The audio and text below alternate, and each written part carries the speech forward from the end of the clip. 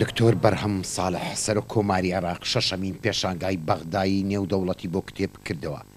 لەم پێشەنگایەدا 23 وڵات بە کۆی نزیکەی 600 خانەی چاپ و بڵاو کراوە بەشداری ئەم پێشەنگایان کردووە.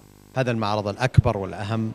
ئەم پێشەنگایە بە گرنگترین و گەورەترین پیشەنگا هەژمار دەکرێت کە بەنیازی بەشداریکردن بووین. چاپەمەنیەکانی وڵاتانی عەرەبی کە بەردەوام ئارەزویان ئەوە بووە کە پیشەنگای بەغدای نێودەوڵەتی بگەڕێتەوە سەر ئاستەکانی جارانی و چالێشەکانی پێشووی. خانەی چاپ و بڵاو کراوەکانی مسری بوونێکی دیاریان لەم پێشەنگایەدا هەبوو. ئەم پێشەنگایە بە پتەوکردنی بواری ڕۆشنبیری نێوان وڵاتانی جیهان لە قەڵەمدا. فنحن فخورون بها. ئێمە شانازی بەم ڕۆژەوە دەکەین کە کۆمەڵەی چاپەمەنیەکانی سعودیە لەم بەشەدا بە چالێکی جۆرە و جۆرەکانی بەشداریان کردووە. جێگای باسە سەردانی میوان و ڕۆشنبیرانی عێراقی لەم پێشەنگایە و لە یەکەم ڕۆژیدا بە ڕێژەیەکی نزم بەرچاو بوو. هەروەها ڕێژەی فرۆشتنی کتێبەکانیش لە ئاستێکی زۆر نزمدا بوو. جایب حوالی ئەلف. ڕێژەی چاپکردن لە وڵاتانی عەرەبی بەرامبەر بە وڵاتانی جیهان زۆر نزمە. هۆکارەکەشی ئەوەیە نرخی چاپکردن لە ئاستێکی بەرزدایە.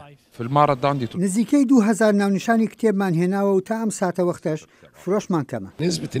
نزیکەی 600 ناونیشانمان نمایش کردو و تەنها 15 کتێبمان فرۆشتووە. دروشمەکەی پێشەنگای بەغدایی نێودەوڵەتی دەڵێ کتێب مایەی ژیانە. لەم دروشمەدا وەک بەشداروان ڕادەگەینن کە بەغدا قیبلەی ڕۆشنبیریە و لێرەوە وشەی ڕۆشنبیری ڕووناچی دەبینێ.